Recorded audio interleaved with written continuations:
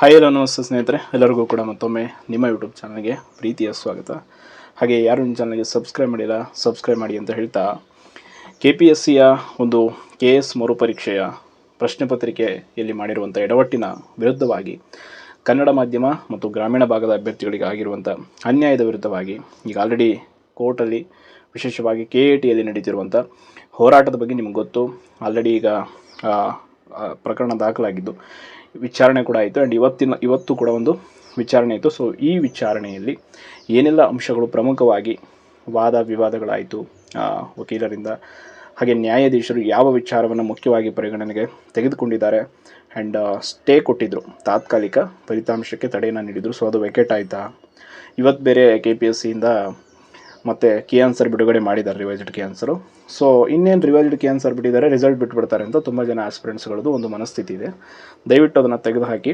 ಕಾರಣ ಇಲ್ಲಿ ಕಾನೂನಾತ್ಮಕವಾಗಿ ಹೋರಾಟ ನಡೆಯುತ್ತಿರೋದ್ರಿಂದ ಇಲ್ಲಿ ಏನೇ ವಿಚಾರ ಇದ್ದರೂ ಕೂಡ ನ್ಯಾಯಾಲಯದ ಮುಂದೆ ತೀರ್ಮಾನ ಆದ ನಂತರ ಈ ವಿಷಯವನ್ನು, ವಿಶೇಷವಾಗಿ ಫಲಿತಾಂಶದ ವಿಷಯವನ್ನು ಪರಿಗಣನೆಗೆ ತೆಗೆದುಕೊಳ್ತಾರೆ ಹೊರತು ಫಲಿತಾಂಶವನ್ನು ಅವ್ರ ಇಷ್ಟಕ್ಕೆ ಬಂದ ಹಾಗೆ ಬಿಡೋದಕ್ಕೆ ಆಗಲ್ಲ. ಇದನ್ನು ನ್ಯಾಯಾಲಯವು ಕೂಡ KAT ಕೂಡ ಹೇಳಿದೆ.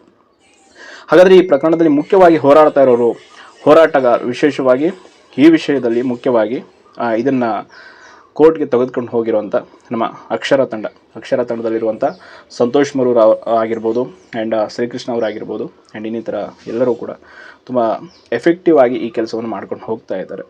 ತುಂಬ ಅನುಭವಿ ಮತ್ತು ಸರ್ವಿಸ್ ಮ್ಯಾಟರ್ನಲ್ಲಿ ನಮ್ಮ ರಾಜ್ಯದಲ್ಲೇ ನಂಬರ್ 1 ವಕೀಲರು ಅಂತ ಹೇಳ್ಬೋದು. ಅಂಥ ವಕೀಲರಿಂದ ಈ ಒಂದು ವಿಷಯದ ವಾದವನ್ನು ಮಂಡನೆ ಮಾಡಿಸಿದ್ದಾರೆ. ಆ್ಯಂಡ್ ಅದ್ಭುತವಾದ ಕೆಲಸ ಇವತ್ತು ನ್ಯಾಯಾಲಯದಲ್ಲಿ ಆಗಿದೆ KATಯಲ್ಲಿ. ಸೊ ಅದಕ್ಕೆ ಸಂಬಂಧಪಟ್ಟಾಗ ಒಂದು ಇಂಪಾರ್ಟೆಂಟ್ ವಿಷಯ ಇದೆ.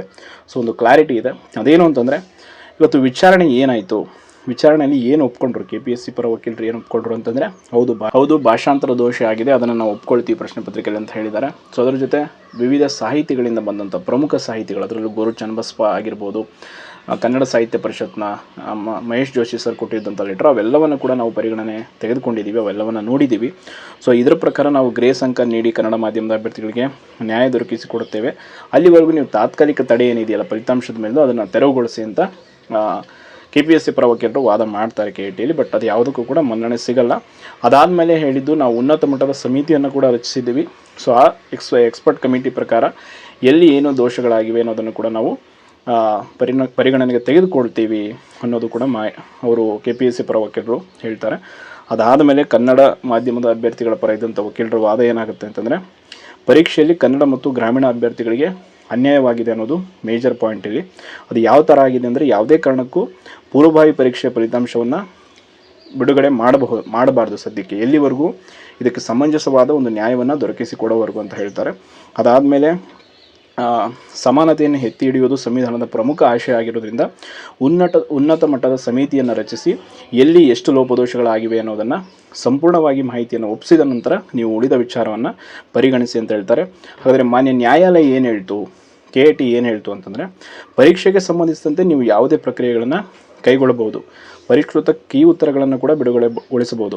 ಆದರೆ ಉನ್ನತ ಮಟ್ಟದ ಸಮಿತಿಯ ವರದಿಯನ್ನು ನ್ಯಾಯಾಲಯದ ಗಮನಕ್ಕೆ ತರಬೇಕು ಹಾಗೂ ಕನ್ನಡ ಮಾಧ್ಯಮದ ಅಭ್ಯರ್ಥಿಗಳಿಗೆ ವರದಿಯನ್ನು ಒಪ್ಪಿಸಬೇಕು. ಯಾರೀಗ ನ್ಯಾಯಾಲಯಕ್ಕೆ KAT ಮೊರೆ ಬಂದಿದ್ದಾರೆ ಅವರನ್ನು ಕೇಳದೇ ಹೊರತು, ಅವರಿಗೆ ಈ ಒಂದು ವರದಿಯನ್ನು ಒಪ್ಪಿಸದೇ ಹೊರತು ನೀವು ಫಲಿತಾಂಶವನ್ನು ಬಿಡುಗಡೆ ಮಾಡುವಂತಿಲ್ಲ ಅನ್ನೋದು ನ್ಯಾಯಾಲಯದ ಪ್ರಮುಖ ಆದೇಶ ಆಗಿದೆ. ಸೊ ಇವತ್ತು ಕೀ ಆನ್ಸರ್ ಬಿಟ್ಟಿದ್ದಾರೆ ಅಂದ ತಕ್ಷಣ ಫಲಿತಾಂಶ ಬಿಡ್ತಾರೆ ಅನ್ನೋದು ಇಲ್ಲ. ಮಾರ್ಚ್ ಮೊದಲನೇ ವಾರದವರೆಗೂ ಕೂಡ ಅವಕಾಶವನ್ನು ಕೊಟ್ಟಿದೆ KPSCಗೆ. ಸೊ KPSC ಅಷ್ಟರಲ್ಲಿ ಏನಾದರೂ ಮಾಡಿ ಒಂದು ಎಕ್ಸ್ಪರ್ಟ್ ಕಮಿಟಿ ಮಾಡಿ ಅವರು ಎಷ್ಟು ತಪ್ಪುಗಳಾಗಿವೆ, ಏನಾಗಿದೆ ಅನ್ನೋದನ್ನು ನ್ಯಾಯಾಲಯದ ಮುಂದೆ ಇಡಬೇಕು. ಅಲ್ಲೂ ಕೂಡ ಏನಾದರೂ ಅನ್ಯಾಯ ಆದರೆ ಮತ್ತೆ ಅಗೇನ್ ಈ ಕೇಸು ಹೋಗ್ತಾನೆ ಇರುತ್ತೆ ಮುಂದೆ, ಹೊರತು ಫಲಿತಾಂಶ ಅಲ್ಲಿವರೆಗೂ ಕೂಡ ಬಿಡುಗಡೆಗೊಳಿಸಲ್ಲ. ಸೊ ಇಲ್ಲಿ ತುಂಬ ಜನರಿಗೆ ಬೇಜಾರಾಗ್ಬೋದು, ನಾವು ಒಳ್ಳೆಯ ಫಲಿತಾಂಶ ಮಾಡಿದ್ದೀವಿ, ಸ್ಕೋರ್ ಮಾಡಿದ್ದೀವಿ, ನಮ್ಮದು ರಿಸಲ್ಟ್ ಬರುತ್ತೆ. ಬಟ್ ಮೋಸ್ಟ್ ಆಫ್ ದಿ ಆಸ್ಪಿರೆಂಟ್ಸ್ಗಳಿಗೆ ಆಗಿರುವಂಥ ಅನ್ಯಾಯ. ಸೊ ನ್ಯಾಯಾಲಯದ ಮೂಲಕ ನ್ಯಾಯವನ್ನು ಪಡ್ಕೊಳ್ಳೋದಕ್ಕೆ ಹೋರಾಡ್ತಾ ಇದ್ದಾರೆ.